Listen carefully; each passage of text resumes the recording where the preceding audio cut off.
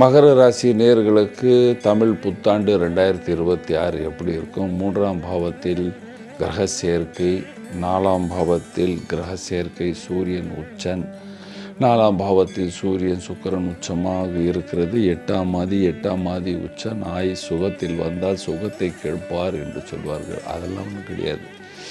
அது என்ன செய்யும் அப்படின்னா, ஸ்தான பலமாக வரும் பொழுது வீட்டில் சில மாற்றங்களை ஏற்படுத்தும். விரோதிகள் இந்த நேரத்தில் சொந்த அண்ணன் தம்பிங்க விரோதி, குடும்ப விரோதிகள் எல்லாமே சொத்து பிரச்சனை, அது இது நான் கொடுக்க மாட்டேன் என்று பயமுறுத்துவார்கள். ஆனால் ஒன்றுமே நடக்காது. பயமுறுத்துவாங்க, நான் உனக்கு சொத்தை கொடுக்க மாட்டேன், பிரிக்க மாட்டேன், அந்த மாதிரியெல்லாம் பயம்லாம் கொடுப்பாங்க. விவாதங்கள் இருக்கும். ஆனால் எல்லாமே ஜூன் மாதத்துக்கு அப்புறம் சரியாயிடும். வியாபாரிகளுக்கு ரொம்ப பிரமாதமான காலம் என்று சொல்லுவேன். நல்ல லாபத்தை பார்ப்பீங்க. இம்போர்ட் எக்ஸ்போர்ட் பண்ணுறவங்க நல்ல லாபத்தை பார்ப்பீங்க. நாட்டில் வியாபாரம் பண்ணுறவங்க ட்ராவல் பண்ணுவீங்க.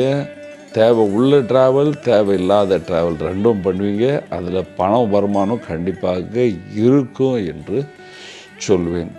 திருமணம் ஆகாத ஆண் பெண்களுக்கு திருமணம் ஜூன் ஜூலைக்கு அப்புறம் நிச்சயிக்கிறதுக்கு வாய்ப்புகள் அதிகமாக உள்ளன.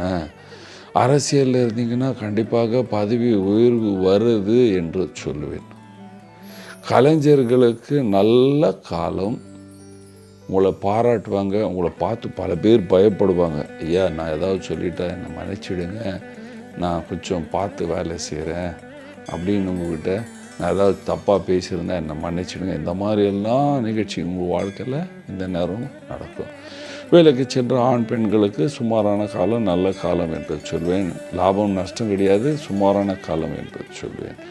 விவசாயிகளுக்கு சூப்பரான காலம் வந்து கொண்டு இருக்குது. A2 நல்ல லாபத்தை பார்ப்பீங்க. A2 இந்த வருஷம் முடிவில், டிசம்பர் ஆங்கிலம் வருஷம் முடிவில் நல்ல லாபத்தை பார்ப்பீங்க அப்படின்னு சொல்லலாம்.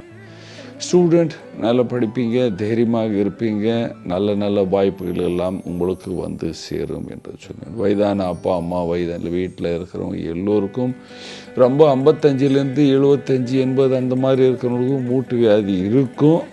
அதுவும் ஸ்பெஷலாக சனி நாள் மூட்டு வியாதி வர்றதுக்கு வாய்ப்பு உள்ளன. ஜீரண கோளால் குருநாள் வர்றதுக்கு வாய்ப்புகள் உள்ளன. என பரிகாரம் செய்ய வேண்டும் என்று சொல்லும் பொழுது, பரிகாரம் நீங்கள் தினமும் பகவான் சூரியனை கும்பிட வேண்டும்.